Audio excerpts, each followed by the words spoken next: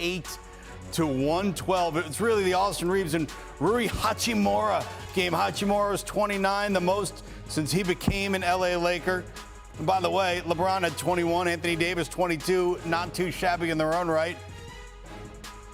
It was Jaren Jackson Jr. leading the way for the Grizzlies, who hung around for most of the game until LA took over late. Jackson had 31 in a losing effort. And for more on LA's win in Memphis in Game 1, we bring in CBS Sports NBA insider Bill Ryder. Bill, for the first time in his career, LeBron James was an underdog going into a round 1 series. The Lakers not expected at all to win this game on the road after playing in the play-in tournament. What impressed you most about the way LA won this game? Russ, I think you hit on it. The balance that the Lakers got and the fact that Hachimura and Reeves confused themselves for LeBron James and Anthony Davis. I know LBJ and AD had really good games, but it's the two other guys, right? The afterthoughts who really were critical in the Lakers getting this win. If you can get help from those two guys, those two players to steal a game on the road, and you're the Lakers and AD and LeBron still have so much in the tank, man, that might flip, at least for me, the script in terms of who's the favorite in this series going forward. Well, that's you're leading me directly into my next question, because does the way they won with depth, as opposed to LeBron and Anthony Davis just doing what LeBron and Anthony Davis can do, does this change the way you view the Lakers in this postseason? Yeah, I think it reinforces how I view the Lakers. And look, I wrote these guys off at the trade deadline, and I couldn't have been more wrong. And I wrote this column a few days ago over at CBSSports.com.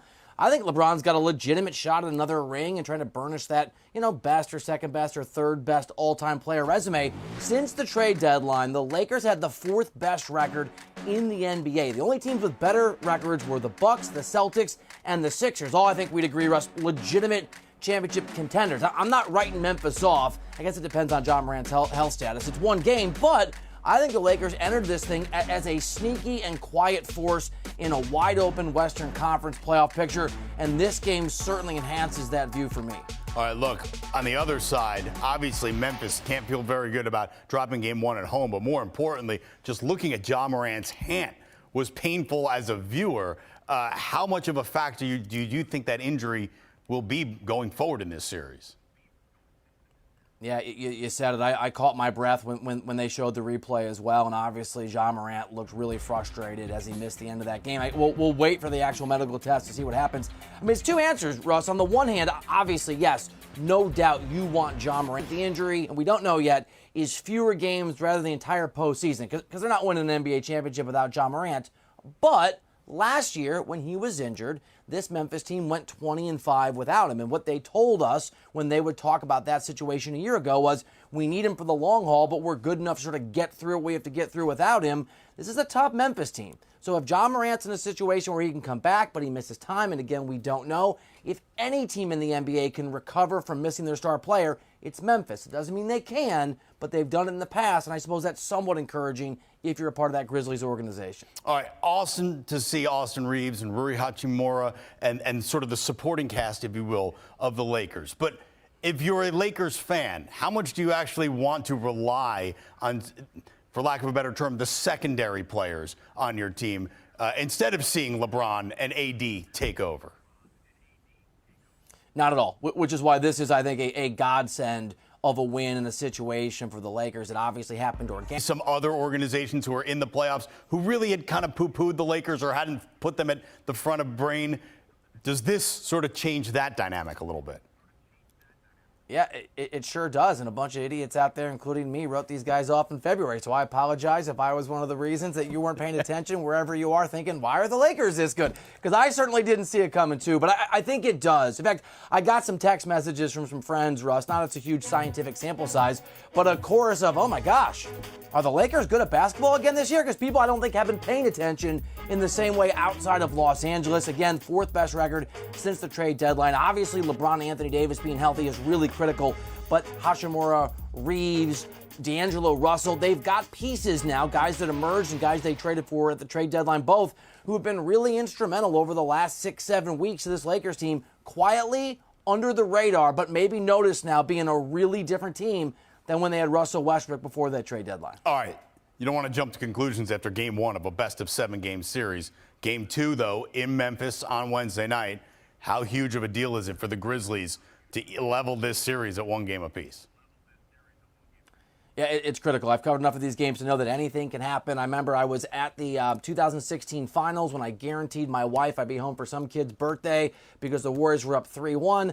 I was wrong. I learned the hard way. You never know in hoops what's going to happen until it's over. But if you're the Grizzlies, especially with the uncertainty of Ja Morant, and not just that, I think it's LeBron James, right? The guy's a four-time champion. Anthony Davis has a ring. You just don't want to dig a 2-0 hole against that team going back to L.A., especially after some of the players on your team made the mistake of saying, bring on the Lakers, we want them. This is a prideful Lakers squad. It's hard enough when LeBron's out there trying to chase the last gasps of his remarkable career, and he's still excellent, but he's obviously much closer to the end than the beginning. You go down 2-0, history tells us against LeBron James, and this team in particular, good luck. All right, well, the Lakers win game one by 16 in Memphis, 128-112. That's our lead CBS Sports NBA insider, Bill Ryder. Bill, thank you so much. And here's a look what's coming up in this best-of-7 game series. Game two, now till Wednesday night. A little bit of an older Lakers team now gets 2 days off to rest. Ja Morant has 2 days to figure out what's going on with that hand. 7:30 p.m. Eastern, tip-off set for game two. That's on Wednesday night, and then the series will shift to L.A. for games 3 and 4. So it was good. We had a lot of guys rolling, had their own segments of the game offensively. And defensively down the stretch, we were able to lock in and get some stops, some key stops, and hold them in one possession. Towards that end, 7 blocks for AD, 3 steals, and uncounted number of other impacted plays. So what did you see from him defensively? You know, he's our linebacker. You know what I mean? Just our middle linebacker, a guy that's just seeing everything in front of him, talking to the guys, just protecting the rim, being a presence in the paint, his activity, his energy on that side of the ball. He's a great active hands as well. So anything low, anything high, he can account for. But the communication amongst all the guys were great. You know, A set a tone. I told him before the game started, I need you to set a tone. Be that guy. And he did it. And so, his biggest mark that needs to be made consistently throughout is on the defensive end. We know what he can do offensively. He had some great moments there too, but defensively, I thought he was unbelievable.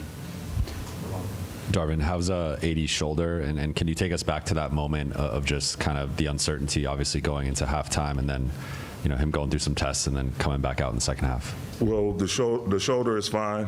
I think it was just a stinger. He got caught in the, that's a big part of it. That's a part of why, we made the moves we made to have multiple threats, and where the defense can't just lock and key in on our 2 captains, and then in turn we struggle. We have a plethora of guys that can make plays with and without the ball in their hands. Darvin, how big was it to have Jared do what he did against Ja there, especially in the first half? It's a testament to him, and it's a teachable moment for all young basketball players out there. They just think, it's all about making threes or dunking on people or whatever. If you're able to, lock in defensively, rebound, really embrace that role, there'll always be a place for you on a high-level basketball team in a high-level league such as the NBA. So, his ability to just lock in and be selfless, taking tough matchups, diving on the floor, doing the dirty work, setting screens, going to the second and third action when he's involved, is great. It's invaluable, and I'm just happy we have an asset like that on our roster. We all kind of saw as you came towards the end of the regular season and even in the playing game, it wasn't your sharpest basketball. You were still winning games, but not necessarily your sharpest basketball. What combination of the time off to rest this past week led to the execution today, or how much was it actually just guys playing really well on top of that? I think it's a combination of both. Guys feeling refreshed, and also us looking at ways we can improve on that side of the ball. We were well aware of it, and a little bit of that reared its head in the second quarter. But you know, that's a hell of a team over there, you know, elite defensive team. And so, you know, your no pass shot, one pass shot is not going to work. You got to be ready to initiate quickly with pace, and 9 times out of 10, they're going to take away that first option that you're looking for, but you got to be able to play to a second or third side and keep the ball moving. And I thought our guys did a hell of a job doing that. But just the film study, the feedback, the communication amongst the guys and the players to the coaches, coaches to the players was phenomenal. And again, it wasn't anyone trying to prove themselves to be right or their way is the best way. It's like, how can we best extract the most production as we can out of this group? And this is how, and this is what's going to work against this team. This is what we need to explore. This is what we need to leave to the side. So I thought it was a combination of all of that, being fresh and really taking a deep, hard look at our offense and what's been good and what's been bad. Darvin, you're down 6 at the half, dealing with AD Stinger. You guys come back with a 37-point third quarter. What specifically did you like in that third that they executed from what you talked about at halftime? I mean, just being aware. You know, we talked about transition defense coming into the game. There were some times where Jaren got loose, and we left our guy on the island. We could have had a bigger crowd, more activity around that matchup, or whoever was guarding them. And then, you know, but also we stayed positive and stayed encouraged, knowing that there's going to be ebbs and flows to every NBA game, and especially in playoff time. You can't get discouraged. You got to have a next play mentality, and with each possession, trying to get it right, you know, consistently, possession after possession after possession. And I thought the guys really zoned in and really did that. Well, the Lakers definitely had a balanced attack in this one. A big 4. We know about the big 2, AD and the King, but the score.